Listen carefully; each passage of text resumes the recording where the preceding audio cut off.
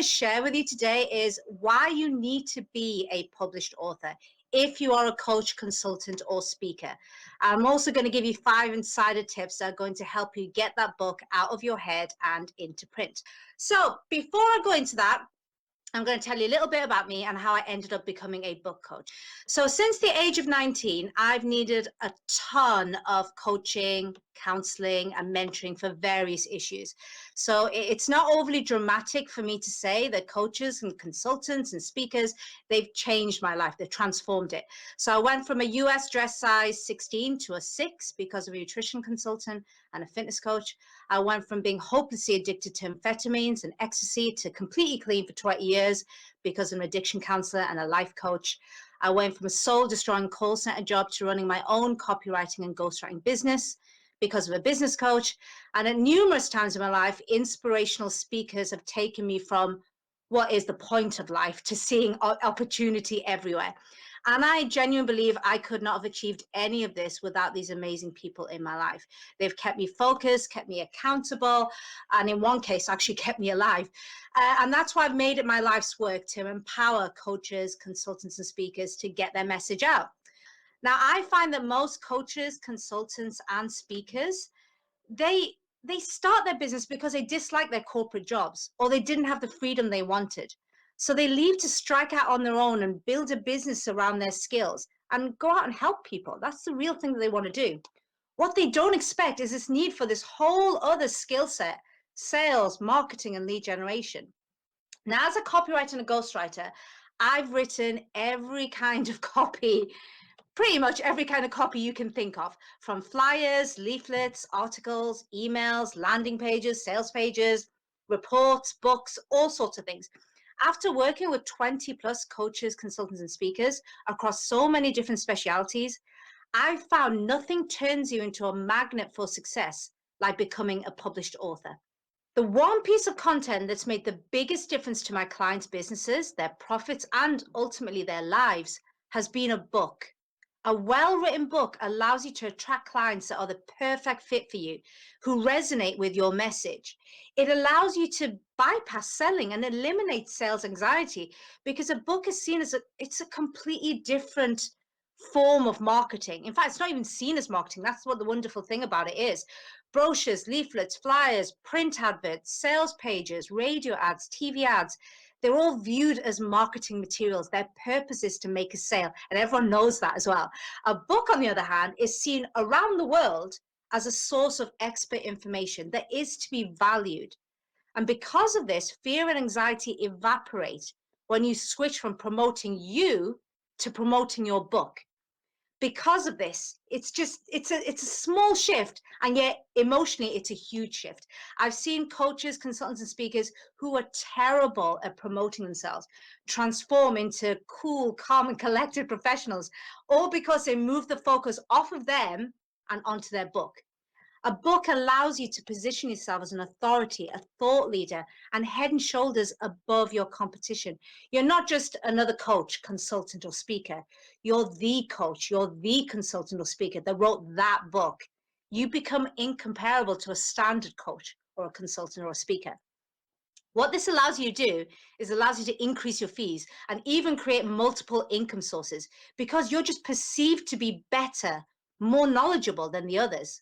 A book really will be the best marketing tool you will ever create. Okay, so tip number 1, research your market by reading book reviews. Most people know they need to research the market, but they don't know how to research effectively. So my tip is to find 3 to 5 of the best-selling books in your market or topic. Then read the reviews. Now, first of all, Amazon, biggest book retailer in the world, so you can't ignore them. Also, another great place is goodreads.com. Now, if there are just a handful of reviews for your chosen books, read them all. Why wouldn't you? But if you find there's hundreds of reviews, that can be time consuming and also a little bit bewildering and overwhelming. So what I do is I filter for reviews that have 3 stars, okay? 3-star reviews tend to be the most balanced. And also they usually have the most detail, okay? Many people leave 5-star reviews such as, one of the best things I've ever read, And you're thinking, great, how does that help me? There's nothing constructive in that. It's the same with 1-star reviews. I'm not saying all 1-star and 5-star reviews are just one sentences. Some of them can be detailed, but a lot aren't. The thing with 3-star reviews is you can't really leave one without going into what was good about it because you gave it 3 stars, but what was bad about it because you knocked off 2 stars. It's a brilliant shortcut to get to the good parts that you need to know. The positives, you need to make sure you also include in your book. The negatives, you make sure you don't have them in your book. Or if the negativity is things that were missed in that book, you need to make sure you include those missing things in your book. This is how you make sure your book is going to hit the mark with your target audience before you write a single word. So make sure you do this before you start even thinking about planning your book.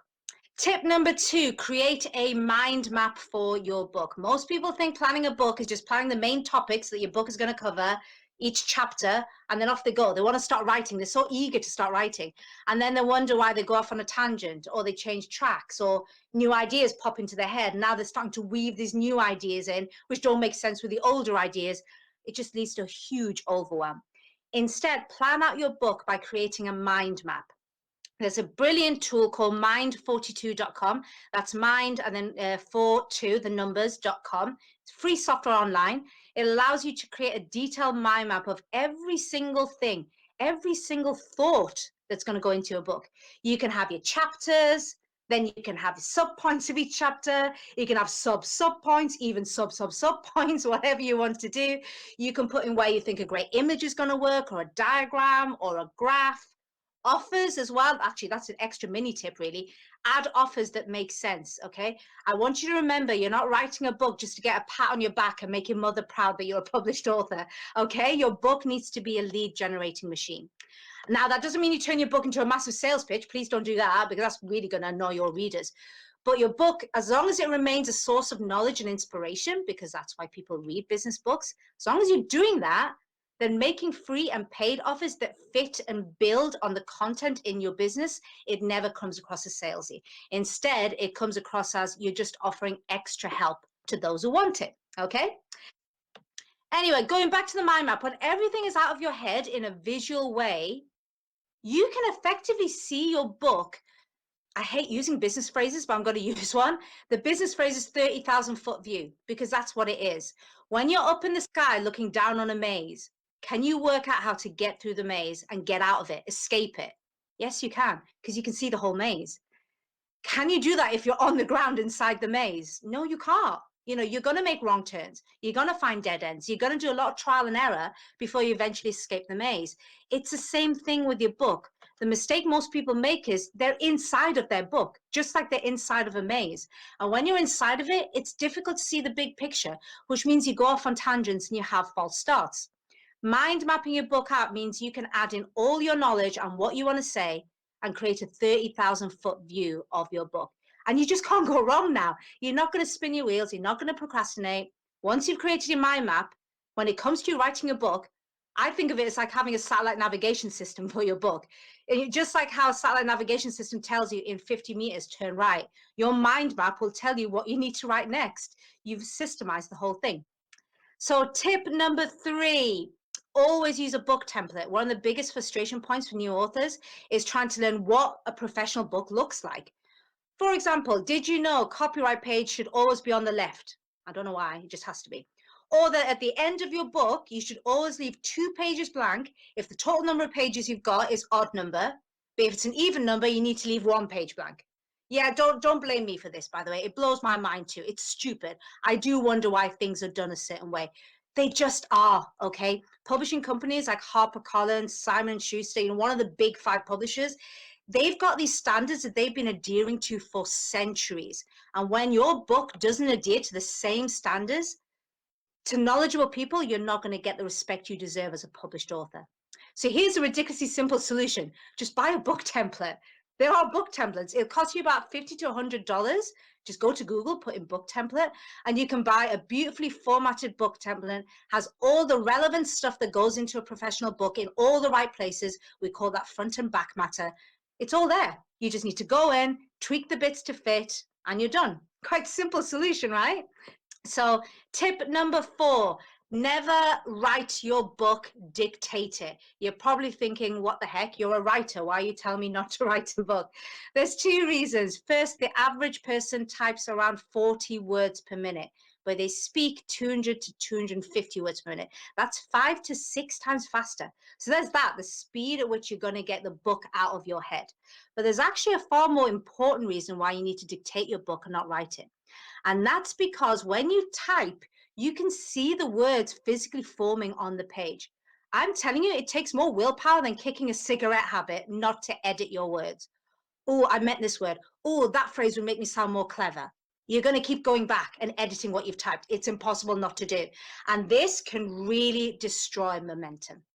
Do you remember Wash and Go? Shampoo and conditioner in one. I'm kind of showing my age a little bit here. This was huge back in the 80s. Do you remember what it did to your hair? It was awful. It would turn my hair into a greasy mess. Because some things just can't be done together. You can't shampoo and condition your hair at the same time. They're two separate steps. So I no one uses Wash and Go anymore now. Well, maybe they do in the US. I don't know. In the UK, you just can't even find it anymore because it was that terrible.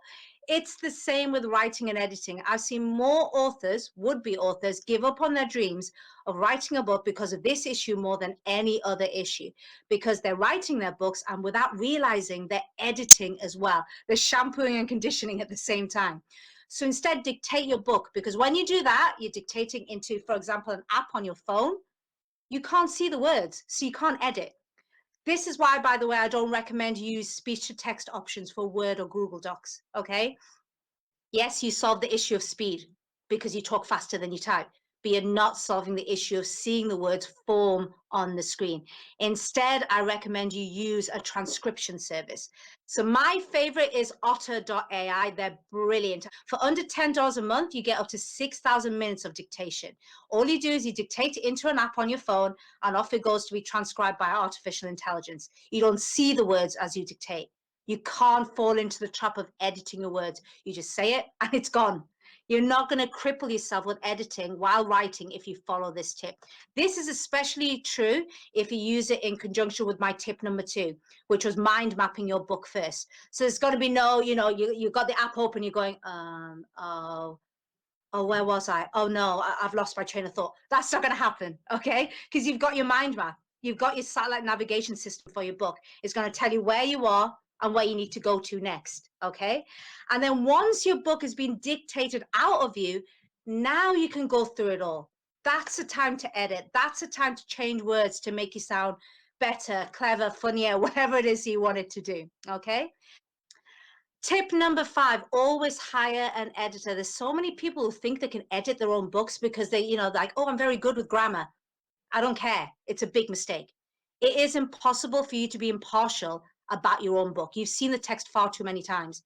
A good editor is worth their weight in gold. They're going to offer a fresh pair of eyes on text that you've probably seen numerous times by this point.